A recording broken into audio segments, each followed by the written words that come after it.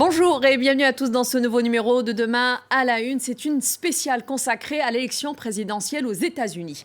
Les États-Unis qui s'apprêtent d'ailleurs à vivre une présidentielle pas comme les autres. C'est l'élection la plus importante de nos vies, disait l'ancien président Barack Obama il y a tout juste quelques jours dans une dernière tentative pour mobiliser les troupes côté démocrate.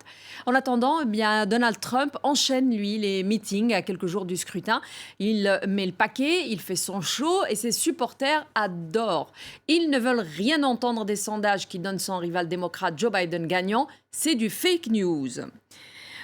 Pour discuter de ce premier volet, en tout cas, j'ai le plaisir d'avoir tout d'abord à mes côtés ici dans les studios Gauthier Rabinski, notre éditorialiste et spécialiste de politique internationale. Bonjour Gauthier. Bonjour Aziza. Merci d'être avec nous. Et nous avons aussi en direct de Washington notre correspondant Mathieu Mabin qui lui donc se balade. Vous êtes devant le Capitole me semble-t-il, mais vous allez nous emmener un petit peu en balade autour. Voilà. Alors, Mathieu, je vais... Absolument. Bonjour Gauthier, bonjour Aziza. Bonjour. Alors, je vais commencer tout d'abord avec vous, justement, Gauthier. C'est une campagne électorale très animée que Donald Trump assure jusqu'au bout, jusqu'au dernier jour possible. Comment est la mobilisation côté républicain, justement ? Alors, la question s'adresse à moi, Aziza, on est bien d'accord ? Oui, absolument. Écoutez, ce qu'on a pu observer ces derniers jours,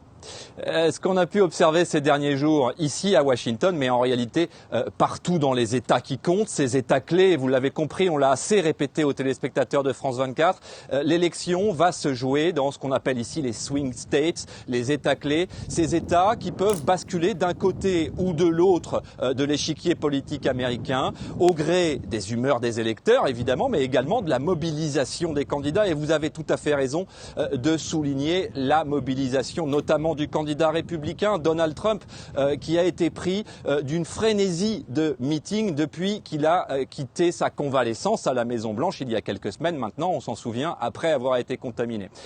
En réalité, Donald Trump adore ça, au point qu'on finit par se demander si il n'est pas candidat à la présidentielle, rien que pour pouvoir se mélanger à ses supporters, plonger dans l'arène, pour livrer à son public les shows qu'il aime tant.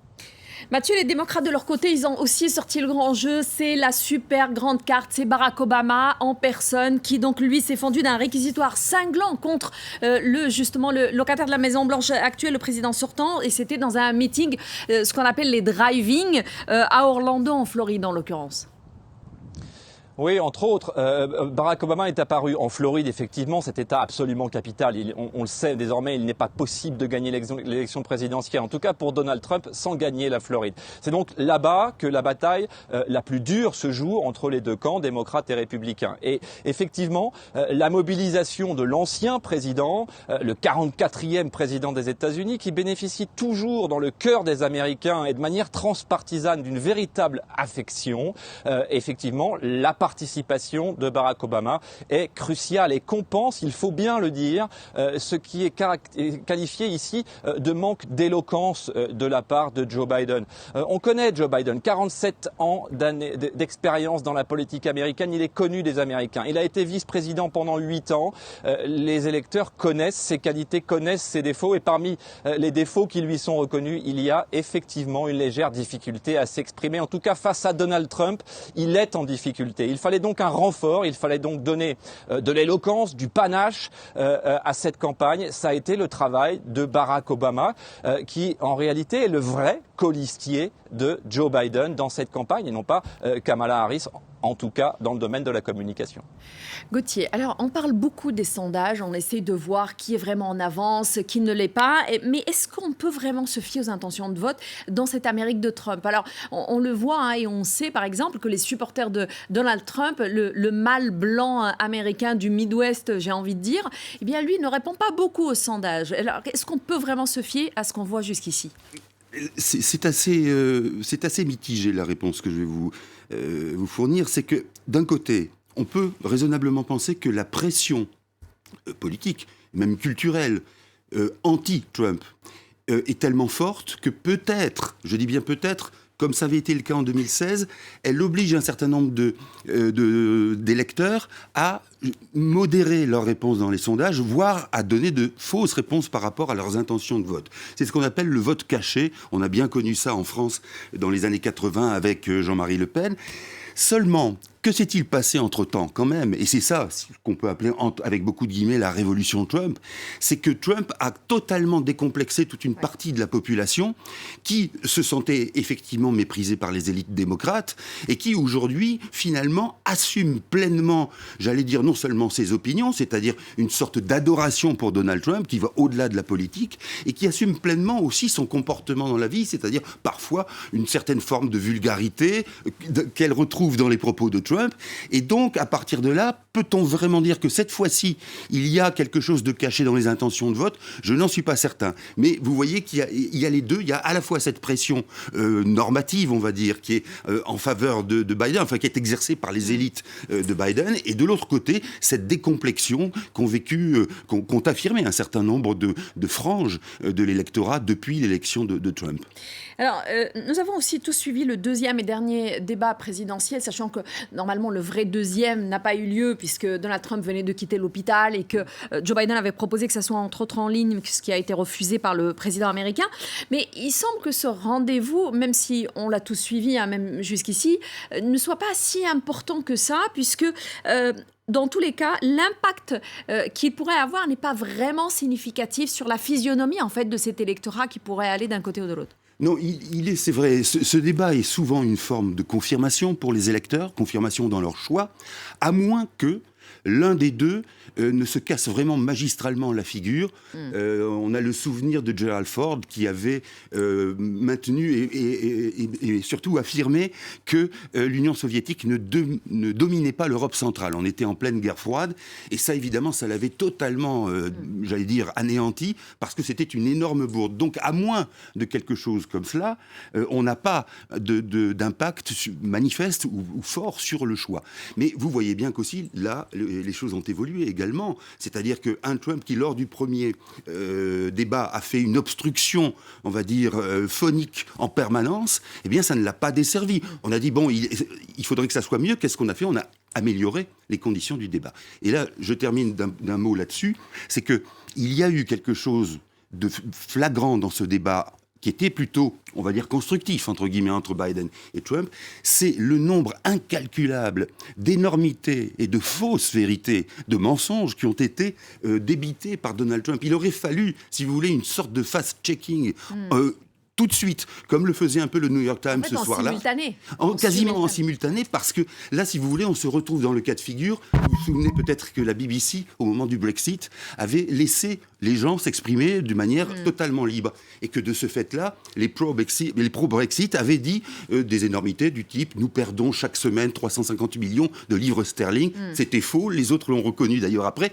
Et bien là, c'est pareil. C'était des choses qui avaient pesé. Et qui avaient pesé. Là, Donald Trump a dit à propos des Chinois qu'il payait fortement le prix de cette guerre commerciale, ce qui n'est pas tout exact, ce qui est loin d'être exact. Il y a eu quantité de choses qui ont été dites et qui étaient non pas corrigées et qui sont passées quand même pour certains aux bénéfices, qui ont été mises au bénéfice du candidat. Mais en même temps, c'est un peu... L'exercice est très difficile, en fait, avec Trump, parce que soit un Joe Biden est là pour défendre son propre programme, ou alors il va passer son temps, en fait, à répondre et à corriger le tir de Donald Trump, en fait. Oui, mais la crainte de Joe Biden, c'était aussi de trébucher et de se laisser entraîner dans le jeu de Trump. Oui. Et du coup, si vous voulez, il est un peu court, Joe Biden aussi, dans cet exercice-là, parce qu'il affirme des intentions, mais il n'est pas très, on va dire, disert sur les questions, sur le contenu programmatique de sa candidature. Mathieu, comme je disais tout à l'heure, Donald Trump a été testé positif au Covid, mais alors là, on s'attendait peut-être à un changement de dialogue, de discours en fait au propos de la maladie. Eh bien, lui, il en est un peu ressorti presque en Superman. D'ailleurs, il y avait eu cette rumeur comme quoi il a failli mettre un t-shirt avec Superman dessus, etc. Puisqu'il est sorti de là encore plus renforcé en disant regardez, j'ai survécu, etc. Et bien d'ailleurs, je rentre sur le plateau sans masque, etc. Alors, à quel point est-ce que cette pandémie peut vraiment peser sur le vote des Américains ? Écoutez, je pense que quand on parlera de l'élection présidentielle de 2020 à l'avenir, on prononcera quasiment simultanément les mots de pandémie et Covid-19, tant la pandémie a écrasé la campagne et en réalité confisqué aux Américains le débat transpartisan qui normalement anime la campagne. Un débat d'idées, une bataille de programmes. Et c'est bel et bien ce dont on a été privé au cours des dernières semaines. Il ne s'est agi concrètement que du Covid, y compris l'esprit pendant le débat. Vous en parliez à l'instant.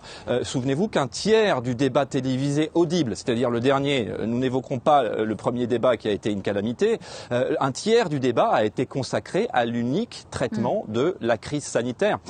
Alors évidemment, c'est ce qui occupe l'esprit des Américains aujourd'hui, et notamment de l'électorat. C'est ce qui risque de coûter extrêmement cher à Donald Trump.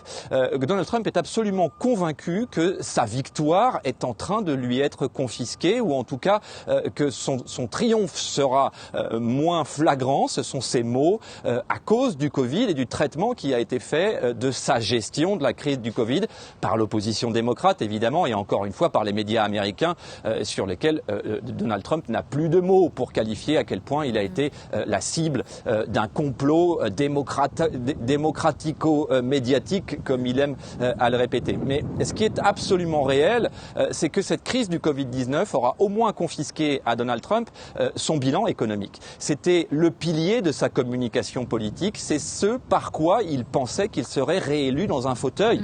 Et concrètement, si on se souvient de mars dernier, les enquêtes disaient effectivement que les Américains étaient globalement satisfaits par le bilan économique de Donald Trump. Il n'en reste strictement plus rien. Merci beaucoup. En tout cas, ce qu'on peut dire, c'est qu'effectivement, cette pandémie a aussi aidé finalement à polariser en fait le débat et cette campagne avec ceux qui n'y croient pas, ceux qui y croient et qui poussent à des mesures. En tout cas, merci beaucoup Mathieu d'avoir été avec nous depuis Washington. Gauthier, vous restez avec nous et on revient juste après le bulletin d'information pour la deuxième partie de cette spéciale consacrée aux élections présidentielles, à l'élection présidentielle américaine. À tout de suite.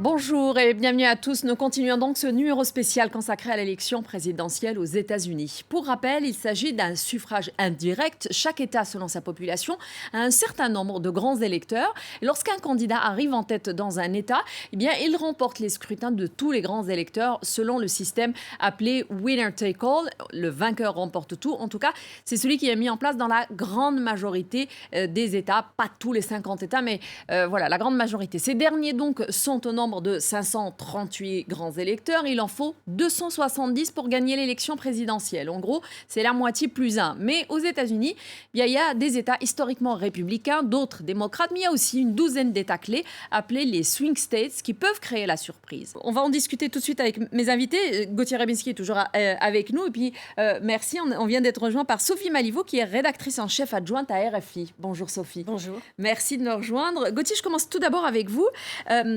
On parle des swing states, de ces États clés, des États qui peuvent créer la surprise. De quoi s'agit-il exactement?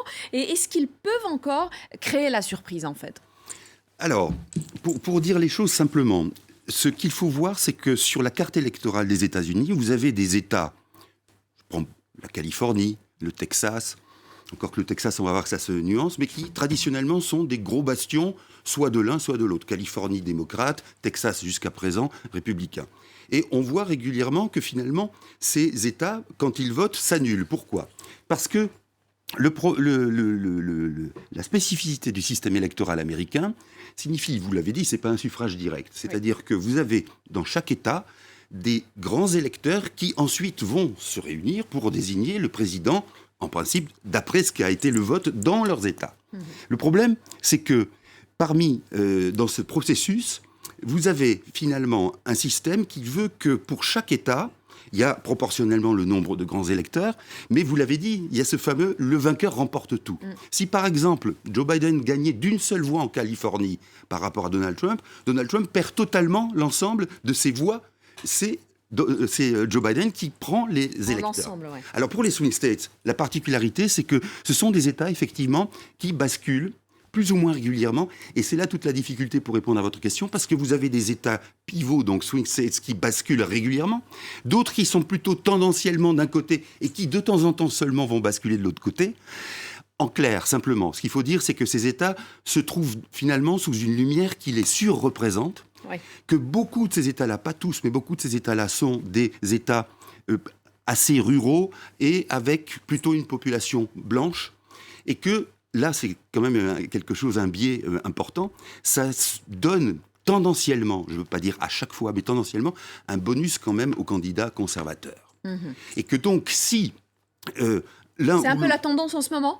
à quelques jours du scrutin. C'est pas évident. C'est pas évident parce que vous avez un certain nombre de conservateurs qui sont plus que dans le doute vis-à-vis de Donald Trump. Mais malheureusement, il faut le dire, parce que c'est un suffrage qui est biaisé de fait. Ça aboutit à quoi ? Je terminerai là. Ça aboutit au fait que vous avez finalement le poids d'une voix, d'un électeur, n'est pas le même selon l'État où il se situe. Et donc, il y a parfois ces États qui surreprésentent, qui sont des petits États, comme, pas tous bien sûr, mais l'Iowa ou l'Ohio, qui sont des petits États et qui se trouvent donc sous une lumière qui les surreprésente, et avec bien sûr une sociologie électorale qui est celle qu'elle est, et qui n'est pas typiquement représentative de l'ensemble de la sociologie électorale des États-Unis. Alors, comme je le disais tout à l'heure, il y a 538 grands électeurs. L'idée est d'arriver avec la moitié plus 1, mais que se passe-t-il si chacun des deux candidats obtient la moitié, à savoir 269 voix ? Alors, c'est une sacrée question que vous m'avez posée là, parce que je crois que le cas de figure s'est présenté une fois aux États-Unis, dans toute l'histoire des États-Unis,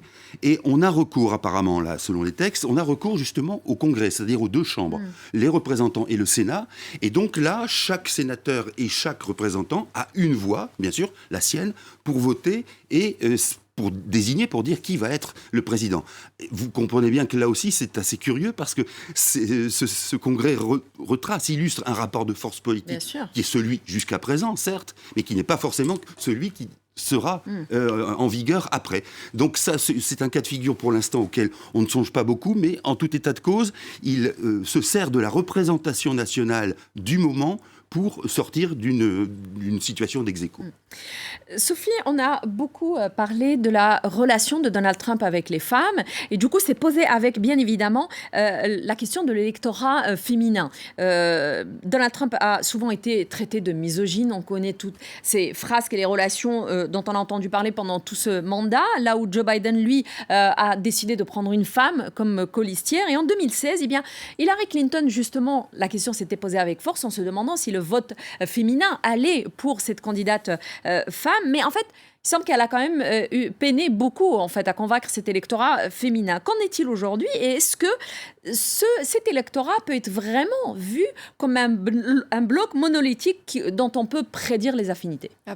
Absolument pas. L'électorat féminin aux États-Unis n'est pas monolithique, et c'est ce qu'avait prouvé ce qui s'est passé en 2007, parce que Donald Trump, malgré toutes ses frasques, et il y en a eu, très documentées, il a tout de même obtenu 42% des suffrages, ce qui est énorme chez les femmes. Alors, ce qui est possible, c'est que ce mandat ait permis de ressouder l'électorat féminin d'une certaine façon, parce qu'il y a eu entre-temps la campagne MeToo, il y a eu ces menaces très très prononcées sur la liberté, le droit à l'avortement, et plus encore depuis la nomination d'une nouvelle juge à la Cour suprême qui est contre la très loi conservatrice, pro-avortement, ce qu'ils appellent. Donc l'électorat féminin est disparate, mais aujourd'hui il est particulièrement mobilisé, et le ticket Biden-Kamala Harris, ça c'est une façon, ça a été vraiment quelque chose de très habile de la part de Joe Biden de se mettre, d'avoir une femme, et une femme afro-américaine d'ailleurs. Cette femme comment dire, qui est une femme de couleur parce que son père est d'origine jamaïcaine, sa mère est d'origine indienne. Ce qui est intéressant aussi, c'est que cette femme, Kamala Harris, n'est pas ce que Donald Trump prétend, une femme, une radicale de gauche. C'est pas ça du tout. Dans ce ticket, Joe Biden est avec une femme qui est plutôt sur l'aile modérée des démocrates, et donc il va pouvoir ratisser plus large. Donc elle va avoir les femmes afro-américaines assez massivement fidèle au Parti démocrate, mais en plus de ça, elle va réussir à élargir ce spectre, les hispaniques également, à moins qu'on aille dans les franges, parce qu'il y a aussi les autres facteurs, le facteur religieux traditionnaliste, c'est pour ça que je parlais de l'avortement, ce sont les femmes de cette obédience-là qui peuvent encore voter Donald Trump et passer sur son sexisme, etc., etc. En fait, l'électorat féminin, c'est tout comme le masculin, il y a beaucoup d'autres facteurs au-delà du genre, et heureusement d'ailleurs. Je voudrais juste citer une maladresse de Trump quand même, qui dernièrement s'adresse aux femmes au foyer. Oui, oui. Réellement, le dernier meeting, c'était les femmes au foyer, les suburban, c'est-à-dire les quartiers résidentiels américains, les femmes blanches. Et ça, il est quand même dans un certain décalage dans le temps, parce qu'en 21e siècle, faire campagne uniquement sur ce créneau-là, ça me semble assez limité et ça risque de lui être assez fatal. Gauthier, on a parlé tout à l'heure de l'impact du Covid, et en tout cas, la pandémie est très présente dans cette campagne, mais en tout cas, il y a aussi un point qui est directement lié à cette pandémie, c'est celui du vote par correspondance qui est très prisé cette année. Est-ce que vous pouvez nous redire un peu de quoi il s'agit? Et puis surtout, pourquoi est-ce que Donald Trump est tellement mobilisé contre ce vote-là et qu'il le critique depuis plusieurs semaines?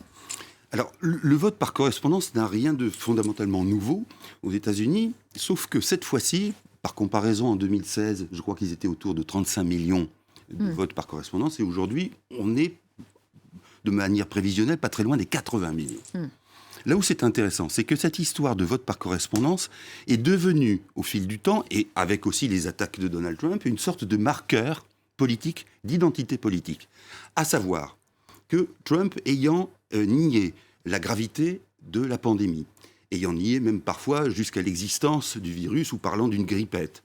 Vous avez du côté républicain, y compris, j'allais dire, avec la représentation machiste de certains qui disent porter un masque, ça fait pas masculin, toute une forme de négationnisme vis-à-vis de cette pandémie, et qui s'illustre le jour de l'élection par le fait qu'on va aller voter en chair et en os, qu'on va se présenter au bureau, contrairement à ces faibles démocrates qui, eux, mettent le masque. Et là, vous voyez le marqueur qui apparaît, c'est-à-dire que on va voir, avec le résultat de l'élection, dans quelle mesure ça s'est vérifié. Mais apparaît, d'un côté, ceux qui ont pris conscience de la réalité du virus et qui seraient plutôt démocrates et plutôt ayant tendance à voter par correspondance, et l'inverse. C'est là que ça joue. Et c'est pour ça que Donald Trump est vent debout contre cette affaire des votes par correspondance, sans compter qu'il risque pour certains d'arriver tard. Et simplement, il y a une remarque qui est un peu cocasse finalement, c'est que Donald Trump indirectement s'attaque au service des postes fédérales, dont il a rogné le budget. Et le service des postes dit, attendez, on n'est pas capable de drainer toutes ces correspondances, justement parce qu'en plus, on n'a plus le budget. Donc il y a quelque chose de paradoxal, et en plus, pour un chef de l'exécutif, s'attaquer à ces services, c'est quand même paradoxal. C'est un peu comme si vous vous en souvenez, Donald Trump avait dit, lors d'un sommet avec Vladimir Poutine, qu'il préférait croire Poutine que ses propres services de renseignement. Alors, vraiment, en quelques secondes, parce qu'on n'a plus beaucoup de temps, mais il y a le spectre aussi des violences policières, surtout contre la population afro-américaine qui pèse sur cette élection. Jusqu'où est-ce que ça peut avoir des répercussions, brièvement? Ça va mobiliser tout l'électorat afro-américain qui, parfois, n'est pas celui qui vote le plus... qui n'est pas le plus mobilisé, assidu aux élections. Donc là, je pense qu'il va y avoir une très, très forte mobilisation. Le Covid a accentué ce phénomène des violences policières, parce que le Covid aussi a frappé les milieux peu aisés, les Afro-Américains qui vivent dans des conditions beaucoup plus précaires, qui ont beaucoup plus de mal à se soigner, etc., qui sont plus facteurs d'obésité. Tous ces facteurs font que la communauté afro-américaine, là, je pense que va être plus mobilisée sans doute qu'au précédent scrutin pour voter contre Donald Trump. Pas forcément pour Joe Biden, mais en tout cas contre Trump, dans l'espoir d'un changement et dans l'espoir de En tout cas, c'est celle qui a le plus de raisons d'être mobilisée. Et il faudrait attendre de voir si elle le sera effectivement. Sophie Malibaud, merci beaucoup pour ces explications. Merci Gauthier d'avoir été avec nous tout au long de ce numéro. Merci à vous tous de nous avoir suivis. On vous retrouve la semaine prochaine à la même heure. Et d'ici là, n'oubliez pas que l'avenir n'est qu'un présent qui s'ignore. Et très bon week-end à tous.